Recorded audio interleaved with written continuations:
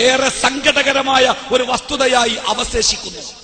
സത്യത്തിൽ നമ്മളൊക്കെ ഈ ലോകത്ത് ഏറ്റവും കൂടുതൽ കഷ്ടപ്പെടുന്നത് നമ്മുടെ കുടുംബത്തിന് വേണ്ടിയാണ്. എല്ലാവരും നമ്മുടെ ജീവിതത്തിൽ നമ്മൾ ഏറ്റവും കൂടുതൽ കഷ്ടപ്പെട്ടത് നമ്മുടെ കുടുംബത്തിന് വേണ്ടിയല്ലേ? കല്യാണം കഴിഞ്ഞ് ഒരു വർഷം പൂർത്തിയാകുന്നതിന് മുമ്പ് ഗൾഫ് നാടുകളിലേക്ക് ജോലി തേടി പോകുന്ന ചെറുപ്പക്കാർ ജീവിതത്തിന്റെ സിംഹഭാഗവും ആ മണലാരണ്യത്തിൽ ചെലവഴിക്കുന്നത് നാട്ടിൽ തങ്ങളുടെ കുടുംബം സന്തോഷത്തോടുകൂടി ജീവിക്കുവാൻ വേണ്ടിയല്ലേ? പ്രയാസങ്ങളും കഷ്ടപ്പാടുകളും നെഞ്ചേറ്റി വാങ്ങിയത് തങ്ങളുടെ പ്രിയപ്പെട്ട കുടുംബം കഷ്ടപ്പെടാതിരിക്കുവാൻ വേണ്ടിയല്ലേ? തീർച്ചയായിട്ടും ഞാനും കുറച്ചു കാലം ഗൾഫിൽ പോയിട്ടുണ്ട്. അങ്ങനെ ഗൾഫിലെത്തിയ ഉടനെ ഒരിക്കങ്ങനെ റൂമില് വെറുതെ ഇങ്ങനെ അന്തം വിട്ടിരിക്കുമ്പോ എന്റെ വീട്ടിൽ നിന്ന് എന്റെ പെങ്ങന്മാരെന്നെ വിളിച്ചു, സഹോദരിമാര് എന്നെ വിളിച്ചിട്ട് ചോദിച്ചു എന്താ പണി. അപ്പൊ ഞാൻ പറഞ്ഞു ചായ കുടിക്കുകയാണ്. അപ്പൊ എന്താ ചായ നിറങ്ങള്? തലേ ദിവസം രാത്രി വാങ്ങിയ 1 രൂപയുടെ ഹുബൂസിന്റെ പാക്കറ്റില് ബാക്കിയുള്ള ഒരു ഉണങ്ങിയ ഹുബൂസ് ഉണ്ട്. അതിങ്ങനെ കട്ടൻ ചായയിൽ മുക്കിയിട്ട് അതിങ്ങനെ ചവച്ച് എന്തൊക്കെയോ ഇങ്ങനെ ആലോചിച്ചിരിക്കുമ്പോഴാ ഫോൺ വന്നേ. അപ്പൊ എന്നോട് ചോദിച്ചു കാക്കു എന്താ പണി? ഞാൻ പറഞ്ഞു ചായ കുടിക്കുകയാണ്. ആ നന്നായി, എന്താ ചായക്ക് കടി? ഞാൻ പറഞ്ഞു ഹുബുസാണ്. ഹുബുസ് സൗദി അറേബ്യയിലെ പ്രസിദ്ധമായ ഹുബുസ്, അതാണ് എന്റെ ചായയുടെ കടി. അപ്പൊ നമ്മുടെ നാട്ടിലെ ഡിക്ഷണറിയില് ഹുബുസ് എന്ന വാക്കിന് പത്തിരി നാർത്ഥം കൊടുത്തേ, പത്തിരി.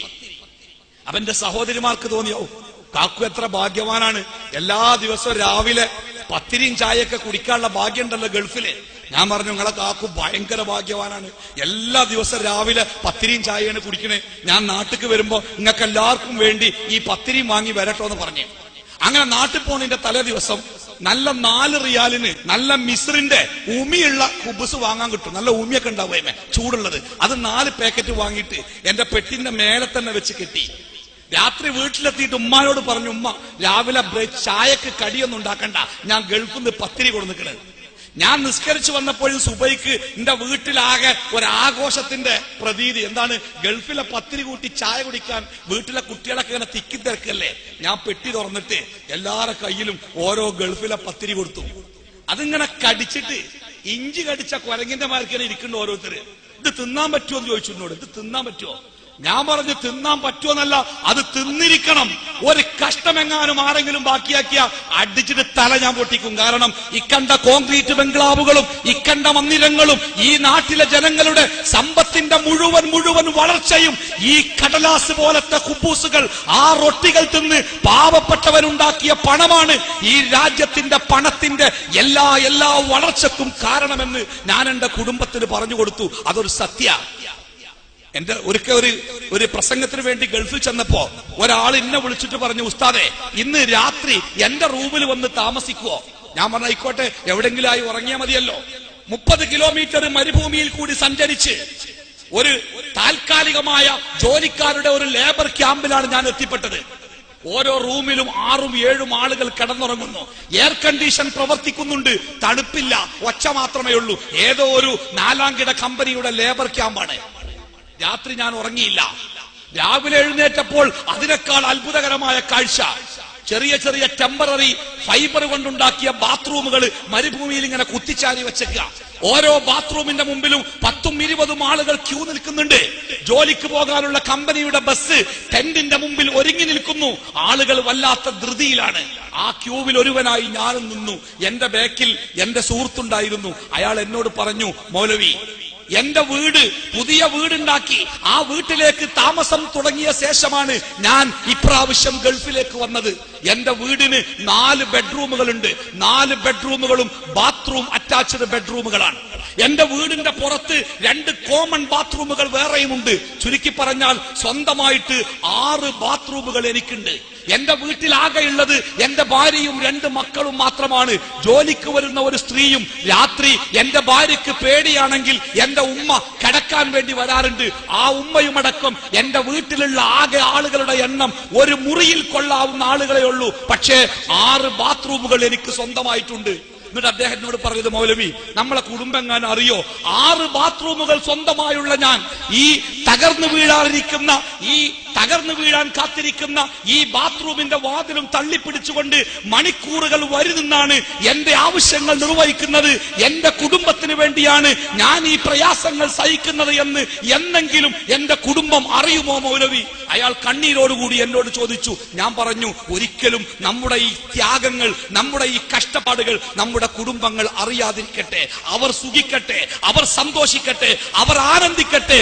നമുക്ക് അവർക്ക് വേണ്ടി കഷ്ടപ്പെടാമെന്ന് ഞാൻ അവരോട് പറഞ്ഞു. അന്നേ ദിവസം എനിക്കുണ്ടായ ഒരനുഭവം കൂടി പറയുമ്പോഴേ എന്റെ വിഷയത്തിന്റെ കനം ശരിയാവുകയുള്ളൂ. രാത്രി എന്റെ നാട്ടിലെ ഒരു സുഹൃത്ത് ആ പ്രദേശത്തുണ്ട് എന്നറിഞ്ഞപ്പോ ഞാൻ അയാളെ കാണാൻ അയാളുടെ റൂമിലേക്ക് ചെന്നു. രാത്രി 12 മണിക്കാണ് ഞാൻ അയാളുടെ റൂമിലെത്തിയത്. റൂം തുറന്നിട്ടില്ല. തൊട്ടടുത്ത റൂമിലെ ഫിലിപ്പീൻകാരനായ ആള് എന്നോട് പറഞ്ഞു, 1 മണിക്കേ വരൂ, 1 മണിക്ക് വരും. 1 മണി വരെ ഞാൻ അയാളുടെ റൂമിന്റെ മുമ്പിൽ കാത്തിരുന്നു. 1 മണിയായപ്പോ അയാളുടെ കമ്പനിയുടെ ബസ്സിൽ അയാൾ വന്നിറങ്ങി. ഞാൻ പ്രതീക്ഷിച്ചത് അയാൾ എന്നെ കാണുമ്പോൾ സ്നേഹത്തോടുകൂടി കെട്ടിപ്പിടിക്കും, കുശലാന്വേഷണം നടത്തും. ഇല്ല, അയാൾ എന്നെ കണ്ടപ്പോ സലാം പറഞ്ഞു, അസ്സലാമു അലൈക്കും. വളരെ തിടുക്കത്തിൽ അയാൾ റൂമിന്റെ വാതിൽ തുറന്നു. അയാൾ എന്നോട് സംസാരിച്ചു കൊണ്ടേയിരുന്നു. ആ സംസാരത്തിന്റെ ഇടക്ക് ഇത്തിരി അരി കഴുകി അയാൾ ഒരു പാത്രത്തിലിട്ട് അടുപ്പത്ത് വെച്ചു. പിന്നെ അയാളുടെ വസ്ത്രങ്ങൾ അഴിച്ച് അയാൾ ബാത്റൂമിലേക്ക് കയറി അയാളത് അലക്കിക്കൊണ്ടിരുന്നു. എന്നോട് സംസാരിച്ചുകൊണ്ട് തന്നെ ആ അലക്കിയ വസ്ത്രങ്ങൾ അയാൾ ഉണക്കുവാൻ വേണ്ടി വീടിന്റെ പുറത്തെ അയലിൽ കൊണ്ടുവന്നിട്ടു. അപ്പോഴേക്കും അടുപ്പത്തെ ചോറ് വെന്തിരുന്നു. അയാൾ എന്നോട് ചോദിച്ചു, നിങ്ങൾക്ക് ചോറ് വേണോ? ഞാൻ പറഞ്ഞു വേണ്ട. എന്നോട് സംസാരിച്ചുകൊണ്ട് ഞാനും അയാളും തൊട്ടടുത്ത കടയിൽ പോയി 1 റിയാലിന്റെ ഒരു പാക്കറ്റ് തൈര് വാങ്ങി. ആ തൈരിന്റെ പാക്കറ്റ് പൊളിച്ചിട്ട് ആ ചോറിന്റെ കലത്തിലേക്ക് അയാൾ കമഴ്ത്തി. ഇത്തിരി ഉപ്പ് അതിലേക്ക് ഇട്ട് കുഴച്ച് അയാൾ ആ ചോറ് തിന്നു. ഇടക്കിടക്ക് എന്നോട് ചോദിച്ചു, നിങ്ങൾക്ക് വേണോ? ഞാൻ പറഞ്ഞു വേണ്ട. ഞങ്ങൾ സംസാരിച്ചുകൊണ്ടേയിരുന്നു. അങ്ങനെ സംസാരിച്ച് അയാൾ ചോറ് തിന്ന പാത്രം കഴുകി ആ കലം അവിടെ തന്നെ കമഴ്ത്തി വെച്ചിട്ട് അയാളുടെ കട്ടിലിലേക്ക് കയറിക്കടന്ന് അയാളുടെ പുതപ്പ് തലയിലേക്ക് മൂടിയിട്ടുകൊണ്ട് അയാൾ എന്നോട് പറഞ്ഞു, രാവിലെ 6 മണിക്ക് ഡ്യൂട്ടിയാണ്, ഞാൻ ഉറങ്ങട്ടെ. ഞാൻ പറഞ്ഞു ഗുഡ് നൈറ്റ്, അസ്സലാമു അലൈക്കും. ഞാൻ മടങ്ങി. വൈകുന്നേരം രാത്രി 1 മണിക്ക് വീട്ടിലെത്തി തന്റെ വസ്ത്രമലക്കി തനിക്ക് വേണ്ടി ചോറുണ്ട് തന്റെ നാടിന്റെ വിശേഷങ്ങൾ അന്വേഷിച്ചറിഞ്ഞ മനുഷ്യന് രാവിലെ 6 മണിക്ക് അയാൾക്ക് വീണ്ടും ജോലിക്ക് പോകേണ്ടതുണ്ട്. ആർക്കു വേണ്ടിയാണ് അയാൾ അധ്വാനിക്കുന്നത്? അയാളുടെ സുഖത്തിന് വേണ്ടിയല്ല. 1 റിയാലിന് ഒരു കുപ്പി പെപ്സി ലഭിക്കുന്ന നാട്ടിൽ 1 പെപ്സി പോലും വാങ്ങാതെ ആ പണം രൂപയാക്കി സ്വന്തം നാട്ടിലേക്ക് കൊടുത്തയച്ച് സ്വന്തം കുടുംബത്തിന്റെ വിശപ്പടക്കാൻ, ആ കുടുംബം സന്തോഷിക്കുവാൻ പണിയെടുക്കുന്ന കുടുംബനാഥന്മാരാകുന്നു